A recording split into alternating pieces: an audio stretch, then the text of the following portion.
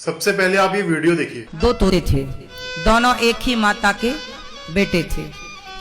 एक दिन क्या हुआ कि दोनों तोतों को किसी ने पकड़ लिया। पक्षी पकड़ने वाले जंगल में घूमते हैं, तो दोनों तोतों को, दोनों सगे भाई थे और पकड़ने वाला एक था, दोनों को एक ही पिंजरे में बंद किया और बाजार ले गया। तो एक तोते को एक कसाई ने खरीद लिया और दूसरे तोते को एक संत जी को दया आई कि ये पिंजरे में बंद है, मेरी कुटिया में जाएगा तो राम राम सुनेगा, इसका भी कल्याण होगा। तो एक साधु के कुटिया पे रहता, एक कसाई के घर पे। कसाई मारता, पकड़ो मारो काटो, तो तोता भी सीख गया, पकड़ो मारो काटो। और साधु सवेरे जागे, बोले तोता बोलो राम, पक्षी बोलो सीताराम, तो तोता भी सीताराम सीताराम बोले।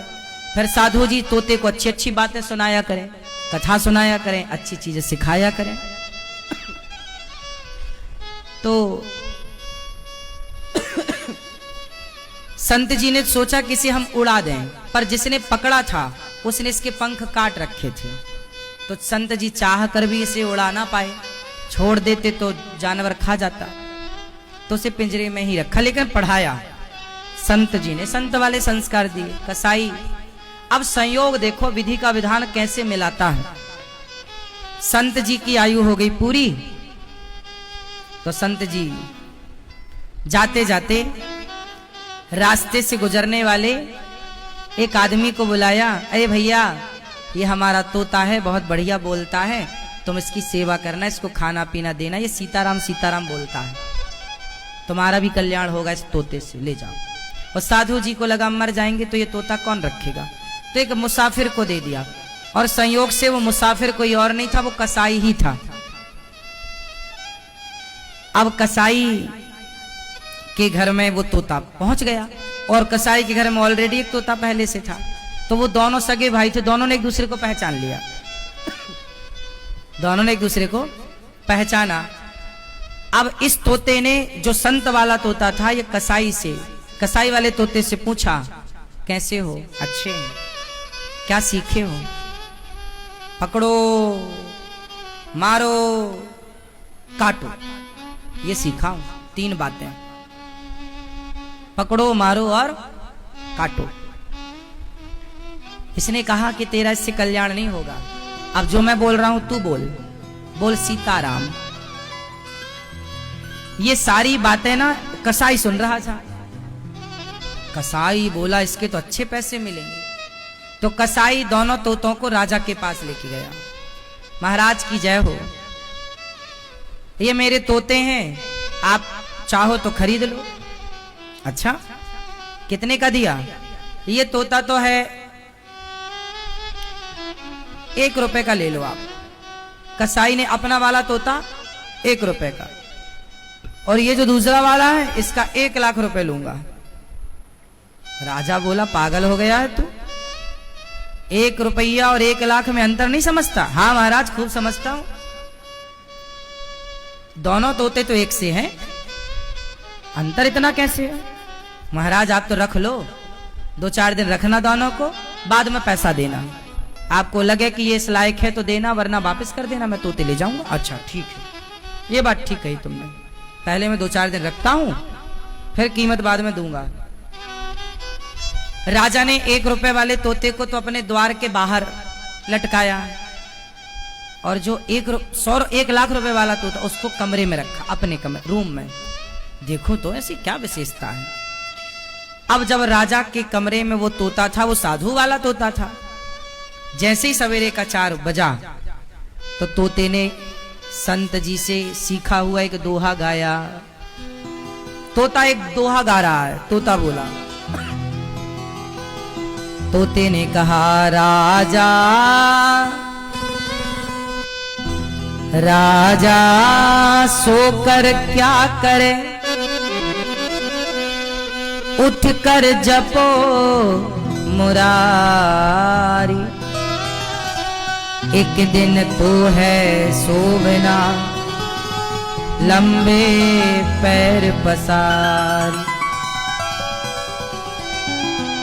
तोते ने क्या बोला? तोते ने कहा राजा उठो, सुबह के 4 बज गए। राजा सोकर अब क्या सो रहा है, ये जागने, उठ और उठकर जपो मुरारी, श्री कृष्ण गोविंद हरे मुरारी जपो जपो। एक दिन तो है सोवना, एक दिन तो सो ही जाना है, ऐसे ही लंबे पांव पसार के। एक दिन तो हम सब ऐसी नींद में सोएंगे कि आग लगी रहेगी, हम जलते रहेंगे और फिर भी हमारी नींद नहीं खुलेगी। अभी तो कोई खांस दे तो हमारी नींद खुल जाती है, अभी तो कोई जरा छू दे तो नींद खुल जाती है, फिर तो हम जलते रहेंगे, हमारे हाथ पांव में आग लगी रहेगी, फिर भी हम नहीं जागेंगे। ऐसी नींद सो जाएगा राजा एक दिन। जाग, क्यों सो रहा है? चल मेरे संग बोल, श्री कृष्ण गोविंद हरे मुरारी, हे नाथ नारायण वासुदेव। राजा उस तोते की बात से बड़ा प्रभावित हुआ। ऐसी बात तो मुझे किसी आज तक साधु संत ने नहीं सुनाई। तोते के सामने हाथ जोड़ के बैठा राजा, और सुनाओ कुछ। तोते ने कहा कि राजन, तू जानता है तेरे सिर पर कोई घूम रहा है? राजा ने कहा नहीं, अभी तो कोई नहीं ना, तुझे दिख नहीं रहा है। राजा बोले कौन घूम रहा है? तोते ने कहा तेरे सिर पर काल घूम रहा है।